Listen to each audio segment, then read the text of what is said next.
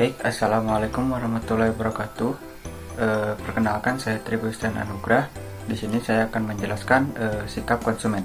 Apa sih itu sikap konsumen? Yaitu suatu mental dan saraf yang berkaitan dengan perasaan untuk menanggapi apa yang disukai konsumen. Adapun perspektif pengaruh sikap konsumen, yaitu sikap konsumen memiliki kepentingan khusus bagi setiap orang karena berbagai alasan untuk mempengaruhi atau mengubah sikap itu. Elemen kunci dalam sikap perilaku konsumen adalah pertukaran barang, di mana masing-masing pihak memberikan sesuatu yang bernilai kepada pihak lain yang bertujuan memenuhi keinginan mereka masing-masing. Dalam konteks pembelian yang normal, uang ditukar dengan barang atau jasa yang diinginkan. Pada tema sikap konsumen, saya mempunyai satu contoh barang yang mencerminkan daripada sikap konsumen itu sendiri. Saya mengambil contoh dari jam tangan Eiger. Kenapa sih? Apa sih kelengkapan dari jam tangan Eiger ini? Yang pertama ada strap cadangan, yang kedua ada jarum strapnya, dan yang terakhir ada batu jam cadangan ini. Kenapa sih saya memilih jam tangan ini? Karena saya suka berolahraga outdoor. Tentunya jam tangan ini sangat mendukung sekali dalam kegiatan saya. Dalam segi kualitas, jam tangan ini sudah teruji dari anti airnya dan material bahan dari jam tangan ini sendiri. Dan yang terakhir, menurut saya, jam tangan ini sudah mumpuni dipakai dalam kegiatan outdoor, yang penting sebagai petunjuk waktu. Selanjutnya, saya akan menjelaskan hubungan pemasaran dan sikap konsumen. Pengertian pemasaran menurut Stanton adalah suatu sistem keseluruhan dari kegiatan-kegiatan bisnis yang ditunjukkan untuk merencanakan, menentukan harga, mempromosikan, dan mendistribusikan barang dan jasa untuk memuaskan kebutuhan baik kepada pembeli yang ada maupun pembeli potensial. Sikap konsumen mempelajari di mana, dalam kondisi macam apa, dan bagaimana kebiasaan seseorang membeli produk tertentu dengan merek tertentu. Kesemuanya ini sangat membantu manajer pemasaran di dalam menyusun kebijaksanaan pemasaran perusahaan. Adapun beberapa teori sikap konsumen adalah sebagai berikut. Yang pertama, teori ekonomi mikro. Teori ini beranggapan bahwa setiap konsumen akan berusaha memperoleh kepuasan maksimal. Mereka akan berupaya meneruskan pembeliannya terhadap suatu produk apabila memperoleh kepuasan dari produk yang telah dikonsumsinya, di mana kepuasan ini sebanding atau lebih besar dengan marginal utility yang diturunkan dari pengeluaran yang sama untuk beberapa produk yang lain. Yang kedua, teori psikologis. Teori ini mendasarkan diri pada faktor-faktor psikologis individu yang dipengaruhi oleh kekuatan-kekuatan lingkungan. Bidang psikologis ini sangat kompleks dalam menganalisa sikap konsumen karena proses mental tidak dapat diamati secara langsung.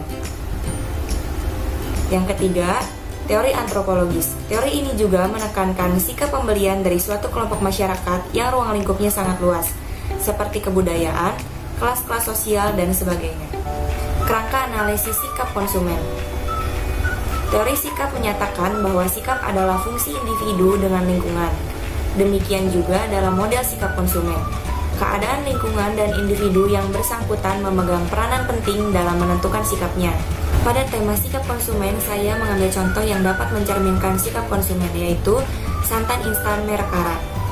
Sikap konsumen bisa mengaitkan informasi tentang produk tersebut dengan lingkungan atau dirinya, serta pengetahuan yang kita miliki. Konsumen yang telah melalui penerjemahan informasi akan membuat kesimpulan terkait informasi yang didapatkan. Produk santan instan merek Kara, ketika konsumen ditanya apa pandangan mereka tentang merek ini, maka bisa jadi kesimpulan dari satu di antara mereka adalah santan instan merek Kara tersebut mirip dengan santan instan kelapa asli. Harga terjangkau, tidak repot, dapat digunakan pada bermacam-macam masakan, dan bisa disimpan di lemari es untuk digunakan kapan saja. Sikap konsumen pada produk instan merek Kara, benar salahnya jawaban konsumen tersebut tidak menjadi masalah. Karena yang penting adalah eksistensi produk tersebut. Semakin positif keyakinan konsumen terhadap produk, maka semakin positif pula konsumen terhadap produk. Kemudian di sini ada faktor yang mempengaruhi konsumen. Menurut Philip Kotler dan Gary Armstrong tahun 1996, keputusan pembelian dari pembeli sangat dipengaruhi oleh faktor budaya, faktor sosial, faktor pribadi, dan faktor psikologi dari pembeli. Yang pertama, faktor budaya, di mana faktor budaya ini memberikan pengaruh yang sangat luas dan dalam kepada konsumen, di mana perusahaan harus mengetahui peranan yang dimainkan oleh budaya, subbudaya, dan kelas sosial pembeli. Yang kedua, faktor sosial. Perilaku konsumen juga sangat dipengaruhi oleh faktor sosial seperti kelompok kecil, keluarga, dan peranan status sosial konsumen, di mana keputusan pembelian keluarga tergantung pada produk, iklan, dan situasi.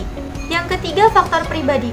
Keputusan pembelian juga dipengaruhi oleh karakteristik pribadi seperti umur, tahapan daur hidup, pekerjaan, situasi ekonomi, gaya hidup, dan konsep diri pembeli. Yang keempat, faktor psikologis. Pemilihan barang secara lanjut oleh seseorang akan dipengaruhi oleh 4 faktor, yaitu motivasi, persepsi, pengetahuan, dan kepercayaan.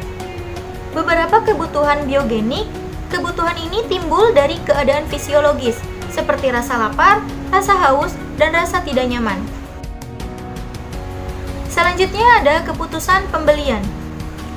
Perilaku konsumen akan menentukan proses pengambilan keputusan dalam melaksanakan pembelian. Menurut Kotler tahun 1997, ada beberapa tahapan untuk mengambil keputusan dalam pembelian. Yang pertama, pengenalan masalah, di mana pembeli akan mengetahui suatu masalah atau kebutuhan. Yang kedua, pencarian informasi. Konsumen selalu mempunyai minat dan dorongan untuk mencari informasi yang dapat memuaskan kebutuhannya. Maka dari itu, konsumen akan membelinya. Yang ketiga, evaluasi alternatif. Hal ini adalah salah satu langkah yang dilakukan oleh pembeli dalam menentukan produk yang akan dibeli. Yang keempat, keputusan pembeli. Jadi, setelah konsumen melakukan evaluasi alternatif, maka konsumen akan membuat keputusan untuk membeli. Di sini saya memiliki motor Scoopy. Dulu alasan saya membeli sepeda motor merek Scoopy yang diproduksi Honda adalah mutu yang sesuai harapan, dan manfaat yang saya pertimbangkan adalah irit bahan bakar. Keluarga adalah pihak yang paling berpengaruh dalam pengambilan keputusan dan menyatakan puas dengan sepeda motor Honda. Yang dimana sepeda motor Honda Scoopy ini sangat banyak diminati oleh semua kalangan. Karena banyak yang menyikapi bahwasannya sepeda motor jenis ini memang irit bahan bakar. Nah, di sini saya selaku konsumen pun harus cerdas. Yang dimana ketika saya akan membeli suatu barang, saya akan mencari informasi terlebih dahulu untuk rasa kenyamanan saya yang akan saya rasakan ketika saya menggunakannya. Pengertian gaya hidup konsumen. Pengertian gaya pada dasarnya adalah suatu jenis ekspresi dasar dan berbeda yang muncul dalam bidang usaha manusia. Secara sederhana, gaya hidup atau lifestyle dapat diartikan sebagai suatu pola individu di mana orang hidup untuk menghabiskan waktu serta uangnya. Jadi, dapat disimpulkan bahwa gaya hidup adalah gambaran bagaimana seseorang mengekspresikan dirinya, yaitu bagaimana ia hidup, memanfaatkan hidupnya, menghabiskan waktu, uang, dan energi, serta merefleksikan nilai-nilai rasa dan kesukaan. Pada tema gaya hidup konsumen ini, saya mengambil contoh yang dapat mencerminkan gaya hidup konsumen, yaitu jam tangan, di mana sekarang jam tangan tidak lagi harus sebagai alat untuk mengetahui waktu, melainkan sebagai gaya hidup atau sebagai penambah nilai pada penampilan seseorang. Banyak konsumen yang rela mengeluarkan uang yang banyak demi mendapatkan jam tangan yang dapat menambah nilai dari penampilan konsumen tersebut. Mulai dari jam tangan yang berbahan dasar kualitas premium, jam tangan yang bisa digunakan untuk menelpon, hingga jam tangan yang dapat mengecek detak jantung kita. Saya Dini Ayu, selanjutnya saya akan menjelaskan mengenai faktor-faktor gaya hidup konsumen. Ada 2 faktor yang mempengaruhi gaya hidup seseorang, yaitu yang pertama faktor fisiologi, faktor eksternal yang meliputi 1. Kepribadian. Kepribadian adalah konfigurasi karakteristik individu dan cara berperilaku yang menentukan perbedaan perilaku dari setiap individu. Dua, yaitu sikap. Sikap berarti suatu keadaan jiwa dan keadaan pikir yang dipersiapkan untuk memberikan tanggapan terhadap suatu objek yang diorganisasi melalui pengalaman dan mempengaruhi secara langsung pada perilaku. Tiga, yaitu pengalaman dan pengamatan. Pengalaman dapat mempengaruhi pengamatan sosial dalam tingkah laku. Pengalaman dapat diperoleh dari semua tindakannya di masa lalu dan dapat dipelajari melalui belajar. Orang akan dapat memperoleh pengalaman.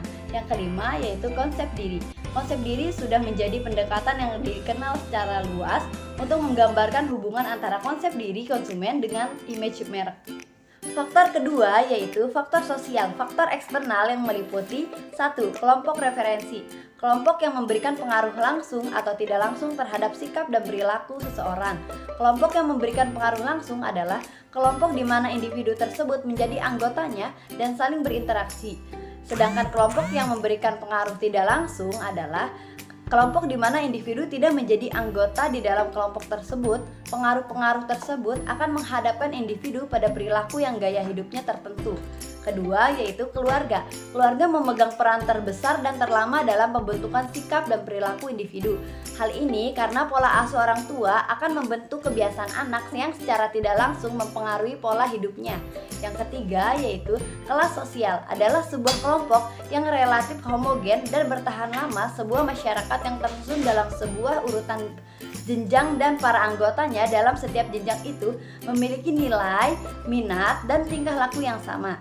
4. Yaitu budaya. Kebudayaan terdiri dari segala sesuatu yang dipelajari dari pola-pola perilaku yang normatif, meliputi ciri-ciri pola pikir, merasakan, dan bertindak. Pada tema ini, saya mengambil contoh yang mencerminkan gaya hidup konsumen, yaitu coffee shop, di mana sekarang banyak tempat minum kopi yang menyajikan makanan serta minuman bergaya anak muda hingga keluarga tumbuh pesat. Coffee shop banyak diminati oleh penikmat kopi dan memiliki berbagai fasilitas yang dapat menunjang daya tarik pelanggan, yaitu dengan mengadakannya free wifi, TV, dan AC. Hal tersebut memberikan pengaruh langsung kepada konsumen dan hal tersebut akan menghadapkan individu pada perilaku dan gaya hidup tertentu. Dapat disimpulkan bahwa gaya hidup adalah gambaran bagaimana seseorang mengekspresikan dirinya, yaitu bagaimana ia hidup, memanfaatkan hidupnya, menghabiskan waktu, uang, energi, dan merefleksikan nilai-nilai rasa dan kesukaan. Halo teman-teman, saya Agus Supriyatna. Di sini saya akan menjelaskan tentang indikator dalam pengukuran gaya hidup seseorang. Menurut Sunarto, ada 3 indikator dalam mengukur gaya hidup seseorang. Yang pertama ada kegiatan atau activity, yaitu apa yang dikerjakan oleh konsumen, apa yang dibeli, dan atau digunakan oleh konsumen. Yang kedua ada minat atau interest, itu objek, peristiwa, atau topik dalam tingkat kegairahan yang menyertai perhatian khusus maupun terus-menerus. Yang terakhir ada opini, yaitu pandangan dan perasaan konsumen dalam menanggapi isu global, lokal oral ekonomi, dan sosial. Selanjutnya, di sini saya akan memberikan contoh gaya hidup konsumen dalam pemilihan produk. Di sini kita akan mengambil contoh produk sepatu Lutz. Kenapa saya memilih sepatu Lutz? Saya sebagai konsumen sangat tertarik dengan produk Lutz. Selain produk yang berkualitas, harga yang ditawarkan juga tidak terlalu tinggi. Pemenuhan gaya hidup dan banyaknya pilihan yang Lutz tawarkan membuat saya sangat interest dan tertarik sekali terhadap pemilihan produk tersebut. Saya Novia Listiani dan pada materi selanjutnya saya akan menjelaskan manfaat karakteristik gaya hidup dalam strategi pemasaran. Tentu ada beberapa manfaat yang dapat diperoleh pemasar dari pemahaman gaya hidup konsumen, yaitu yang pertama, pemasar dapat menggunakan gaya hidup konsumen sebagai upaya untuk melakukan segmentasi pasar. Yang kedua, pemahaman gaya hidup konsumen akan membantu pemasar dalam memposisikan produknya di pasaran dengan menggunakan media iklan. Lalu yang ketiga, jika gaya hidup telah diketahui, maka pemasar dapat menempatkan iklan produknya pada media-media yang paling cocok. Tentu ukuran paling cocok ini jika di mana media tersebut paling banyak atau paling sering dibaca oleh kelompok konsumen tersebut. Dan yang keempat, mengetahui gaya hidup konsumen berarti pemasar dapat mengembangkan produknya sesuai dengan tuntutan gaya hidup konsumen tersebut. Misalnya, ketika para wanita banyak yang menginginkan tubuh yang langsing dan tetap energik, pemasar dapat mengembangkan produk susu yang mengandung kadar lemak yang rendah, namun dengan kandungan gizi yang tinggi dan lengkap. Seperti halnya yang telah dilakukan oleh produsen susu Tropicana dengan tema gaya hidup konsumen ini, saya mengambil contoh produk atau barang yang dapat mencerminkan gaya hidup konsumen, yaitu batik, seperti baju batik yang saya kenakan saat ini. Gaya hidup akan selalu berubah seiring semakin dinamisnya kebudayaan, seperti karakteristik dari gaya hidup itu sendiri yang dapat dipakai dan dapat dibuang sesuka hati. Di sisi lain, penggunaan batik sebagai gaya hidup cenderung diamati dari sisi positif, bahwa gaya hidup merupakan satu bentuk kreativitas yang diperlukan bagi kemajuan sosial dan kultural. Dengan mengenakan produk bermotif batik sebagai gaya hidup dapat dijadikan media ekspresi diri kita dalam wujud melestarikan budaya bangsa, lalu menyelamatkan batik dari klaim bangsa lain, serta keinginan untuk mewujudkan identitas diri sebagai kelompok masyarakat atau kaum sosial tertentu.